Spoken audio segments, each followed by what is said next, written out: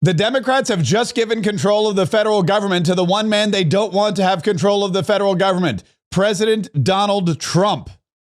Nothing is inevitable, but I would say it's probably likely because they want to give health care to illegal immigrants, which will destroy health care for everybody else in our country. And I didn't see them bend even a little bit when I said we can't do that. Yeah, and that is something that the Democrats have been pushing for a very long time. They don't want to fund Americans until illegal immigrants get health care funded by Americans. It's really kind of weird. It's really kind of bizarre. And Kevin Hassett from the White House, the director of the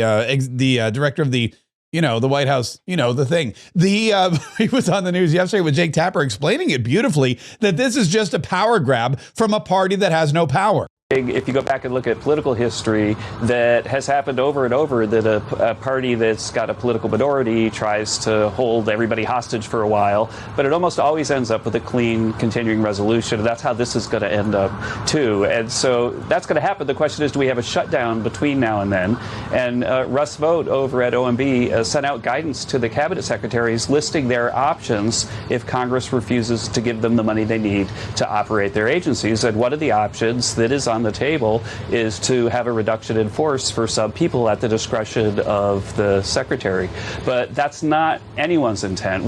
Our intent is to keep the government open, and we're hoping that the Democrats see some reason. We're hearing from some moderate Democrats that they might even vote with the Republicans today. So let's see how it goes. Yeah, that didn't happen. Well, we did have a couple of Democrats that voted with Republicans, but at the end of the day, not enough Democrats voted with Republicans. And what Kevin Hassett predicted happened. The government shut down, and now the discretionary spending is up to the department heads, the cabinet heads, and the cabinet heads all answer, of course, to President Donald Trump. So the Democrats who hate President Donald Trump, have called him a dictator, have just made him even more powerful. It's an interesting power play they have going on there. The Democrat caucus here in town, in the Senate, has chosen to shut down the government over a clean, nonpartisan funding bill.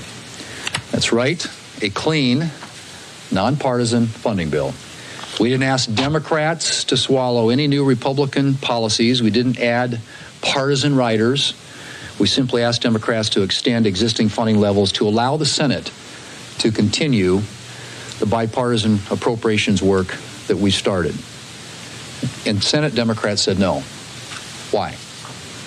Because far-left interest groups and far-left Democrat members wanted a showdown with the president. And so Senate Democrats have sacrificed the American people to Democrats' partisan interests. Now, I hope it will be some comfort for Americans dealing with shuttered government services to know that MoveOn.org and other far-left organizations are happy with this vote. Democrats may have chosen to shut down the government tonight, but we can reopen it tomorrow. All it takes is a handful of Democrats to join Republicans to pass the clean, nonpartisan funding bill that's in front of us.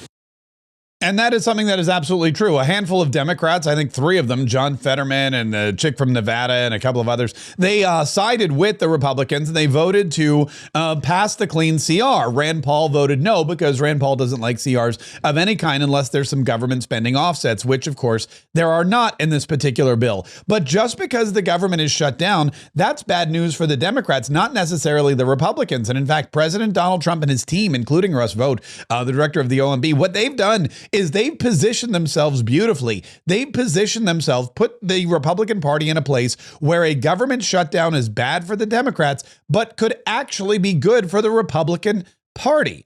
And President Donald Trump was more than happy to explain to reporters exactly what his plans are should the government shut down, which it did a handful of hours ago. We're doing well as a country, so the last thing we want to do is shut it down, but a lot of good can come down from shutdowns. We can get rid of a lot of things that we didn't want, and they'd be Democrat things, but they want open borders. They want men playing in women's sports. They want transgender for everybody. They never stop, and they don't learn. We won an election in a landslide. They just don't learn.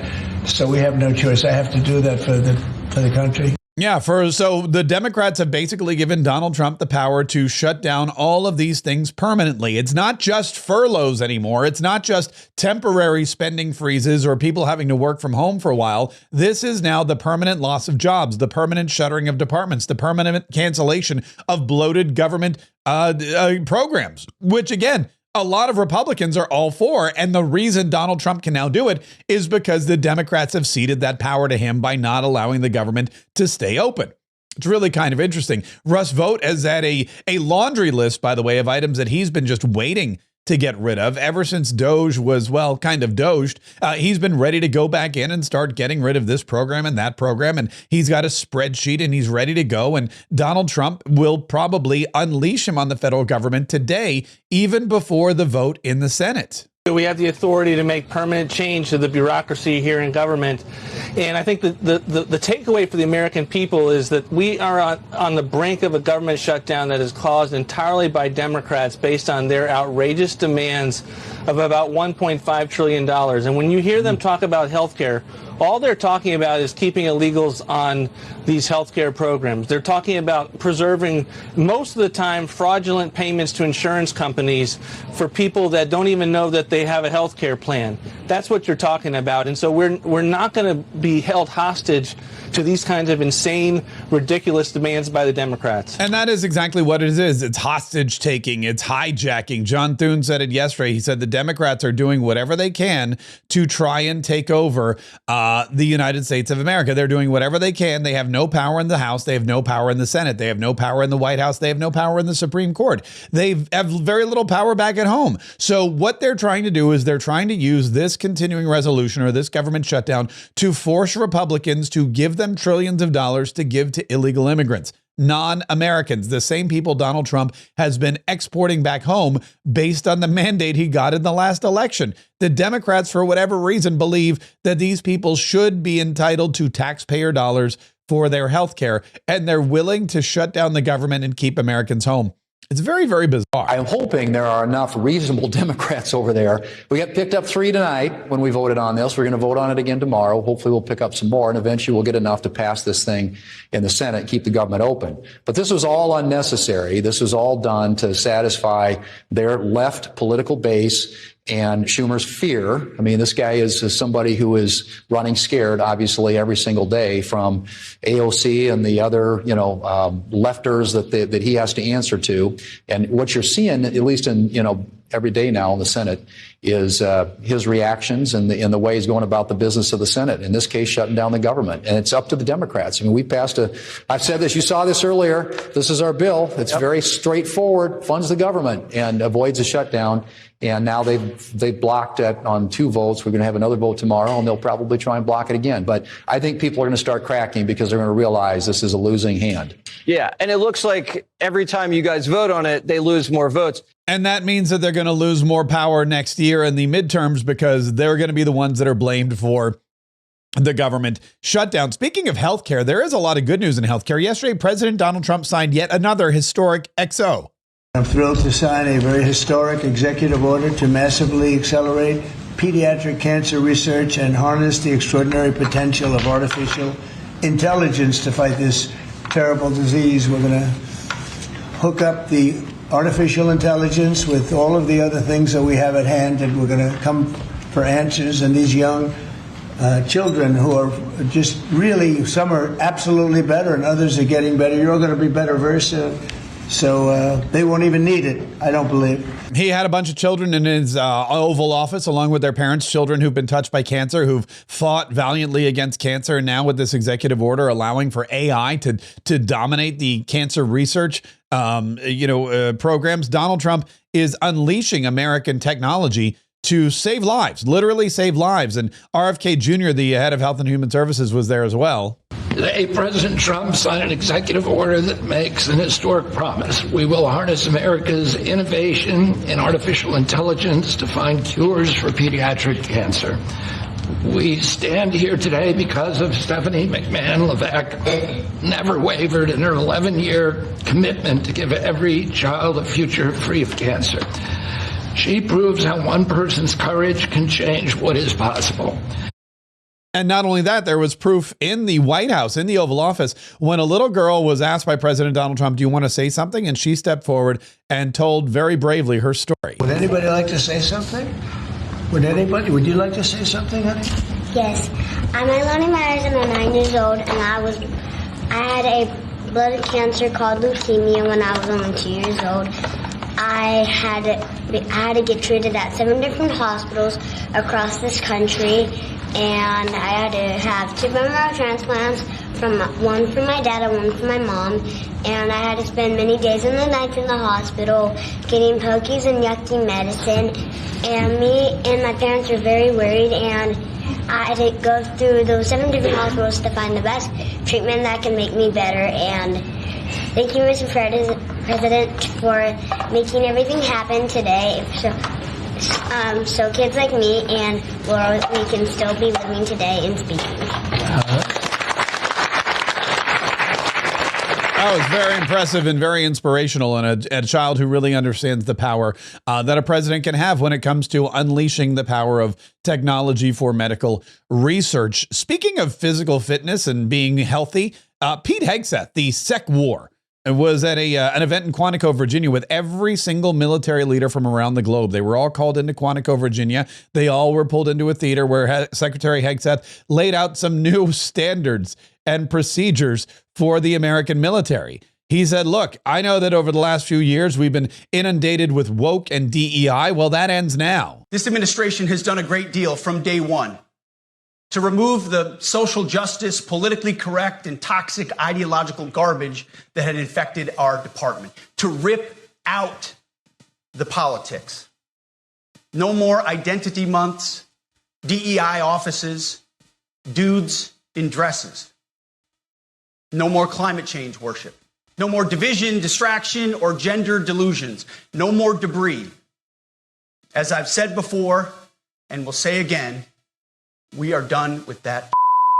Yeah, President Donald Trump putting Secretary of War Hegseth in charge of the military means there's going to be some new standards, physical fitness standards. And it's not just for the troops. It's for everybody from the Secretary of War on down to the lowest private and every general and admiral in between. And if you don't like it, well, there's the door. Hopefully you can squeeze your fat butt through it. It's tiring to look out at combat formations, or really any formation, and see fat troops. Likewise, it's completely unacceptable to see fat generals and admirals in the halls of the Pentagon and leading commands around the country and the world. It's a bad look. It is bad, and it's not who we are. So whether you're an airborne ranger or a chairborne ranger, a brand new private or a 4-star general, you need to meet the height and weight standards and pass your PT test. And then President Donald Trump came out to speak to the generals, and he reiterated that statement. He reiterated the idea that this needs to be the leanest, meanest, strongest, fastest, quickest, most lethal fighting force ever developed, so that we can not just fight and win wars, but that everybody knows we can fight and win wars, and in that way, keep the peace. We're bringing back a focus on fitness, ability, character, and strength. And that's because the purposes of American military is not to protect anyone's feelings. It's to protect our republic. And it's the republic that we dearly love. It's to protect our country. We will not be politically correct when it comes to defending American freedom. And we will be a fighting and winning machine. We want to fight. We want to win. And we want to fight as little as possible. You have to count on people like me to keep you out of wars, because we don't want to go into wars. We don't want to go into wars. We want to make sure that everybody looks at us and says, I'm not taking on that. I'm not taking on the United States of America. They're going to wallop me. And we need to make sure that we are protecting our republic and not the feelings of the fighting men and women in our military. They know what they signed up for. They know what their sacrifice is or could be. And we as Americans, and as Donald Trump, the leader of the United States of America and the executive branch, has a duty. We all have a duty to make sure that our fighting force is trained by leaders who have their best interests at heart. And that means their physical fitness should be top notch. And the physical fitness of those that they rely on, the members of their troops and their platoons, their peers, should also be top notch. Because if you have a weak link break in your platoon, it can endanger the lives of everyone, especially when they're out there fighting all enemies of the United States, both foreign and domestic. And that's something else Donald Trump stressed, that the president of the United States is not just using the military to protect us in faraway countries, but right here at home. Together with the leaders here today, we're also restoring a needed focus on defeating threats in the Western Hemisphere. Throughout this region, cartel terrorists have been allowed to wage a relentless campaign of death and destruction on our country, all because we had weak leadership on top. And we did a great job with it first term, but this is something else what we're doing now. We're taking it to the next level, probably next level times 3. But we had COVID come up, and we had to take care of that. We did a great job with COVID. We had the therapeutics, it's just Regeneron, so many things we did for COVID, but we had to focus on that, and every other country in the world was being decimated by COVID. So we had to change gear a little bit to take care of that. But under our leadership, the military is now the knife's edge in combating this sinister enemy. The enemies of drug cartels, the enemies of foreign invaders, the enemies of Tren de Aragua, any enemy of the United States of America, the military will be ready, willing, and able to take care of them. We do have, like we said earlier, a vote later today. We'll see what happens in the Senate. We'll see if the shutdown continues. And of course, there's going to be a news conference. There's going to be a White House press briefing with Caroline Leavitt, the press secretary, about the same time that we go live for Mark Kaye Saves the Republic. So we will take that live and comment and hear what the president and the White House are saying about the government shutdown and where we go from here. And you're not going to want to miss a minute of that. So the best thing you should do right now, if you haven't already, is head over to markkaye.com, MarkKaye.com. Click the big red button that says, I want the podcast. Download, subscribe, listen, and enjoy.